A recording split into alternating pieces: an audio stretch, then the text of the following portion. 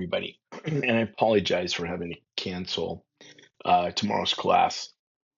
But this is, we got some important stuff. So I wanted to make sure that we had a lecture.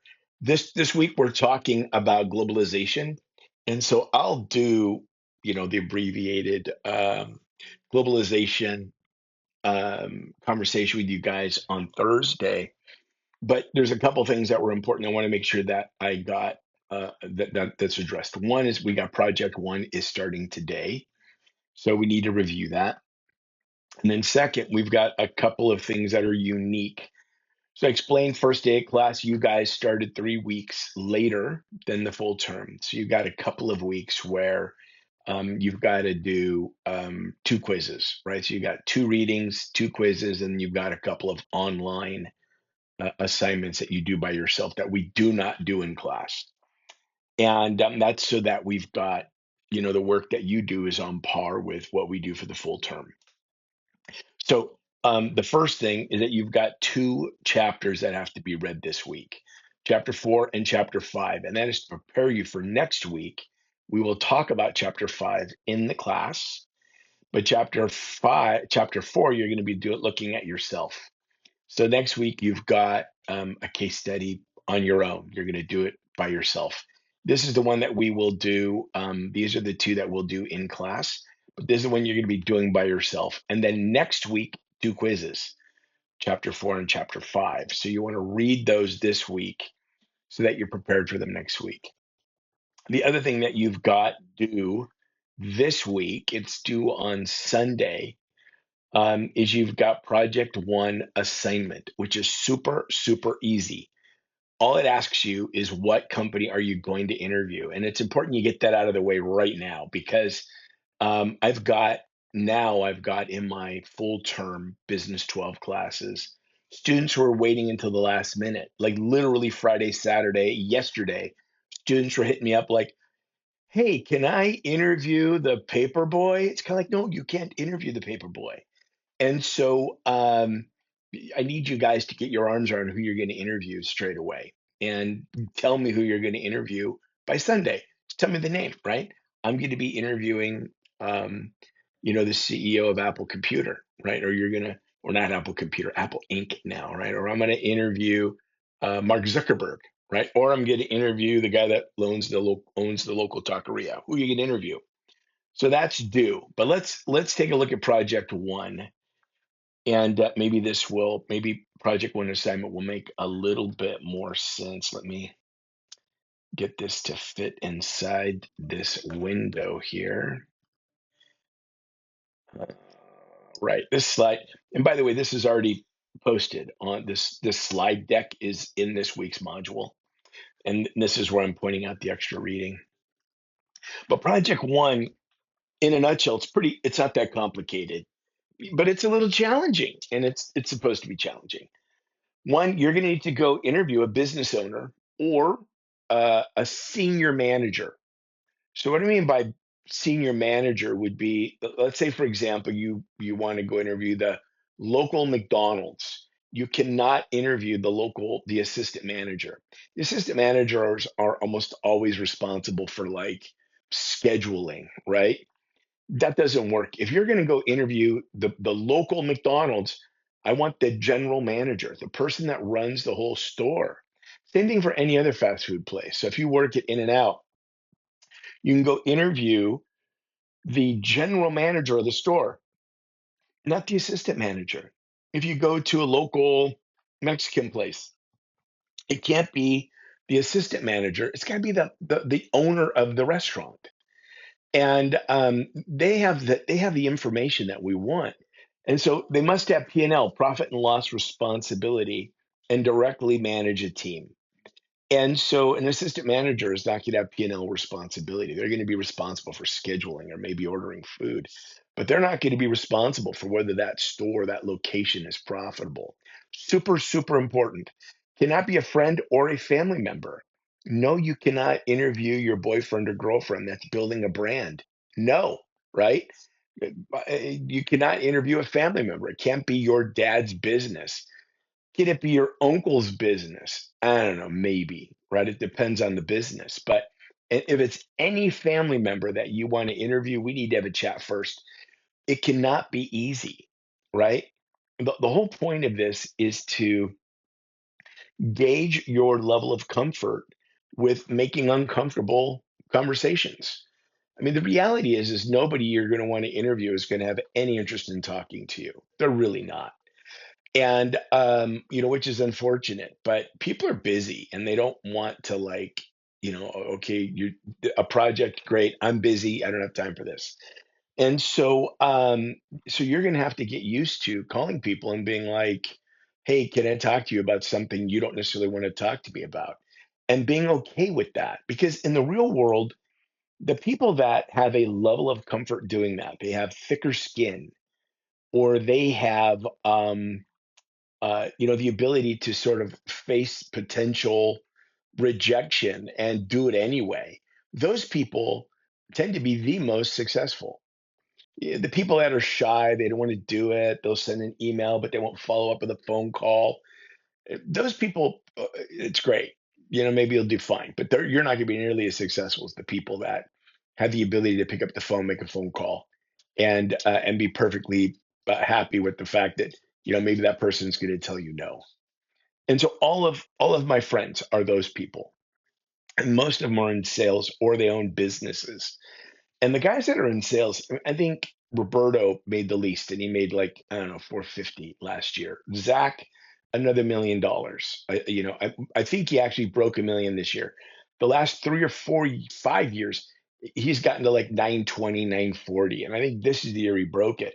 My buddy Kyle, absolutely 100%. He went beyond $1 million this year. And that's what he made. And so you pay taxes and do this stuff. But needless to say, these guys are pretty happy. And so the key here is that you want to figure out whether you can be one of those people or not, and it really starts with you having a level of comfort with the potential for rejection. So no friends, no family members. Talk to your friends, talk to your family members. We'll talk about that in a minute. You're going to create the interview must be conducted face to face or over the phone. Cannot do it via email. You cannot do it via DM. I had a student try to do that one year. That represents a 0 grade. You create a PowerPoint presentation. You can do it in slides. You can do it Canva, whatever you want. And you're going to come in front of the class. You're going to make a 2-minute presentation to the class and tell us about the interview, right? It represents about 10% of your grade, 150 points. It is due in 2 weeks. And so you get 2 weeks to get this done. Um, each chapter, the questions you're going to ask you to be based on the 4 chapters that we will have read by next week. And so some of the sample questions, obviously, chapter 1 was based on economics and business. The easy question to ask, I think that would probably be the most impactful, would be, how has inflation impacted your business? I mean, this would be huge. And every business has had some form of inflation, even like a technology company. Even if they just develop software, the inflation that they've encountered is directly would be labor inflation, the fact that wages have gone up so much. And so it's good to ask that business, right? How has inflation impacted your business, or how have interest rates impacted your business? If you're talking to a bank or you're talking to a financial institution of some sort, they'll have great answers on interest rates, right? Um, Chapter 2, right? We talked about ethics last week. The bigger the company, the better the answer, right? Does your company have an ethics policy? If you ask the local 7-Eleven, they're going to say no, right? They're going to look at you like, what? Right? If you ask a big company about their ethics policy, they're going to have an in-depth answer for you, right? We do training every year. When we get hired, we've got, blah, blah, blah. We've got a book that talks nothing about ethics. They're going to have great answers. Small companies are not going to have great answers. Their answer is going to sound something like, we treat everybody the same. And, if that's their answer, then okay, got it. Then you want to follow up with this last question. How do you, as the leader, set an example for your employees? How do you set the example? And it'll be a great question. Hopefully, you'll get a reasonably good answer. This week we're talking about globalization. So obviously, um, it's always fun to talk to people if they could figure out where their products come from. So I'll give you an example. One of my students in the other class, they interviewed an assistant manager at H&M, and then they texted me and I said, "No, you got to interview the manager." And so she went back and interviewed the manager. But she said, what's funny is that I asked the assistant manager, "Where did the products you sell come from?" And she said, like, South Carolina. And so then she interviewed the manager. The manager's like, "Yeah, almost all this stuff comes from China or Vietnam or Indonesia or Malaysia." And so that's why talking to the right person means you're going to get the right answer. Otherwise, you're going to think that, H&M is doing all their manufacturing in South Carolina, because from the assistant manager's perspective, that's where the boxes come from, but that's not necessarily where the products are manufactured. So you want to ask that. But a great question, another great question for most companies is going to be, have global trade agreements or tariffs impacted your business? You're going to hear some you're going to hear some great stories from a lot of different companies. Mexican restaurants are going to talk to you about, the price of avocados, and or in some fruits and vegetables, and other companies are going to talk about the fact that the costs, the components that go into putting together their individual pieces and parts have been significant. They've gone up significantly, right? And so, that'll be that'd be a great question. You'll probably get some great answers. If they don't have an answer, right? Oh, we don't know. We don't have any problems with that or whatever. What are your advantages? Or, in your opinion, what are the advantages? You only need one question per chapter, but you want to get an answer. So if they don't have a good answer for question two, you got to ask them question three. I want some answers. Question question four you're going to ask about is the forms of business ownership. We work on that next week. And the easiest one is, how is your business structured? Is it a corporation, partnership? What is it? And then you want to follow up with, what are the advantages or disadvantages of that structure? And we're going to talk a little bit about that next week, but that's going to be a chapter that you study on your own. So what do you do now, right? What you do right now is start identifying some prospects, big companies, little companies. And you really should, sort of view this as an opportunity to step up a little bit.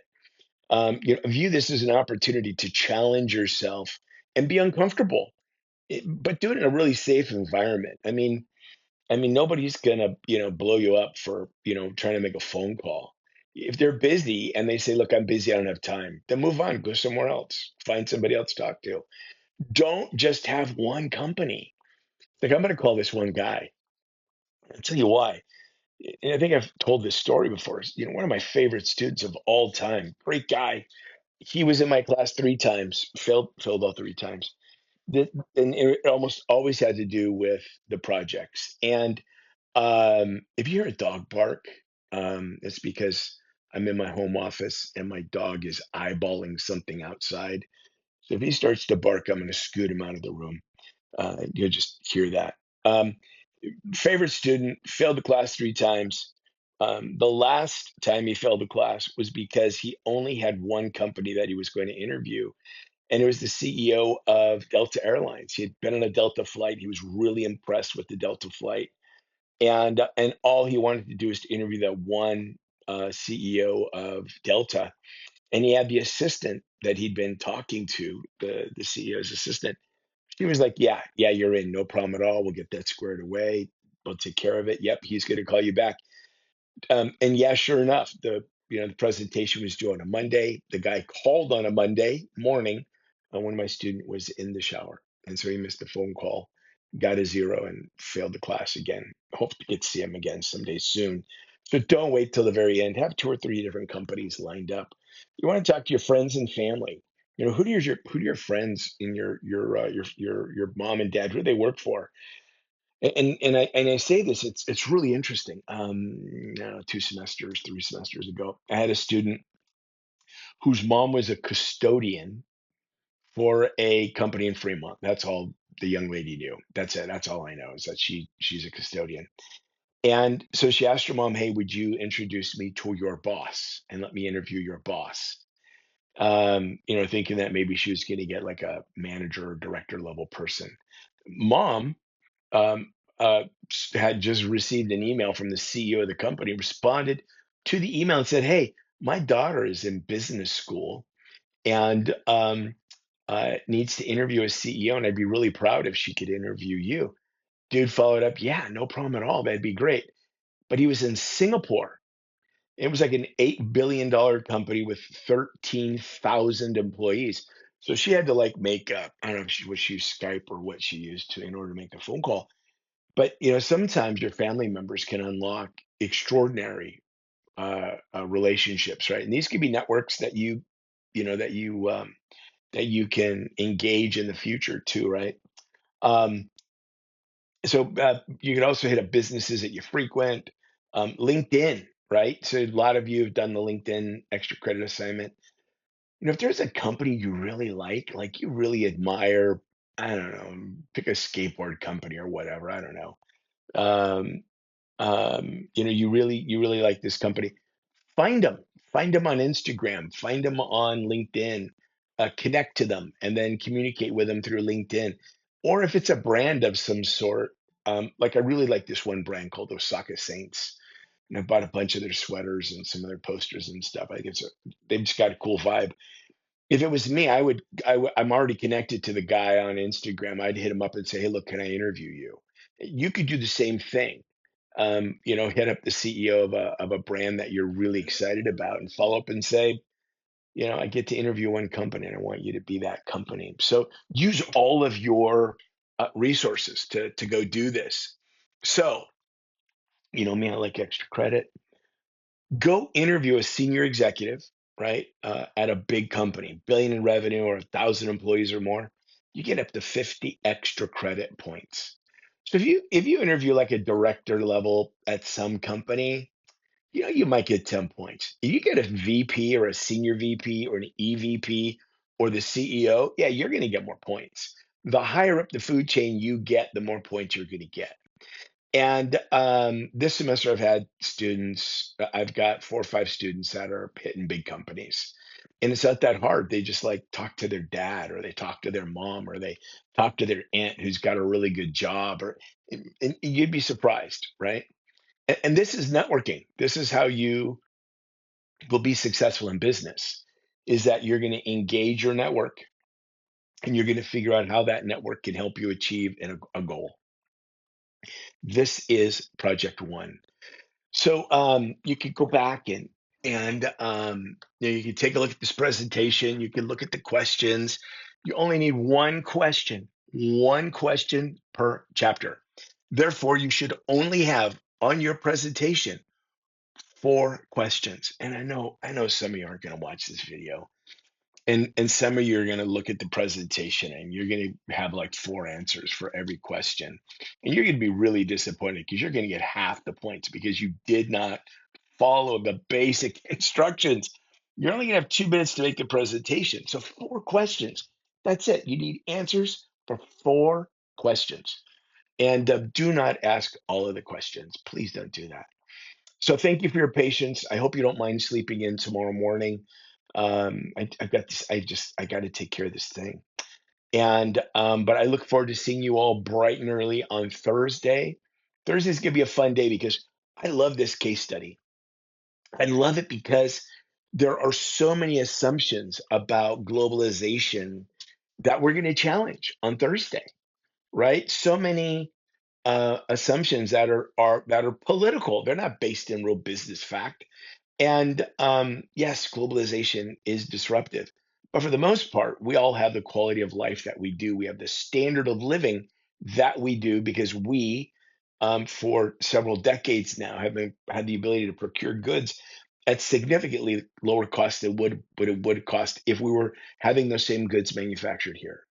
So we've got the ability to buy shoes and food and other clothing and electronics and everything else that we use, and we're able to acquire it for significantly less money because it was manufactured somewhere else, and versus it being manufactured here. And as a result, we have more disposable income. We're not using all of our money to buy a pair of shoes that we're going to have for the next 2 years, right? We're using our money to go pay maybe $100 for a pair of shoes, and now you've still got money left over to go to Canes or go do something else in the world. And as a result, we have a very high standard of living. That is a result of globalization. The downside of globalization, obviously, is that in shifting the manufacturing from the US, where the costs are significantly higher, to areas where it's not as expensive and maybe where there's a level of expertise, right? It's disruptive for the employees that are losing their jobs. And what we've not done a very good job of, in my opinion, is supporting those people in a transition, right? And there should be more support for people that are transitioning from one job and helping them transition to another. And I think we did a better job of that in the 70s and 80s when globalization was underway, but we're not doing a very good job of it. And we've not done a very good job this last couple of decades. And a lot of it, I'll be honest with you, has to do with the fact that we are a market based economy that does not guarantee full employment. And that everybody just needs to recognize that your job is at will. There's the possibility you can lose your job at any moment, right? And that we as Americans need to be preparing ourselves for that inevitability. Right? I know I've said it before. Every last one of you will have probably four careers, maybe five different careers, very different careers, and as a result of this dynamic economy that we have. And every last one of those transitions is probably going to be a little uncomfortable, whether you made the decision to affect the transition or the decision was made for you. Um, Globalization does have negative impacts, and so, but we're going to talk about those on Thursday. So I hope this wasn't watching this wasn't too boring. I tried to babble as little as possible, which I cannot necessarily say when we're actually in the classroom. So if you guys need anything, you know how to find me, right? Hit me up. You've got my text. Some of you are doing a really good job of using it, others not so much. So I hope everybody's doing well. And I'm kind of bummed I'm not going to get to hear your what'd you do this weekend stories because the weather this weekend was just choice. All right, that's it. Now I'm starting to babble. Peace out.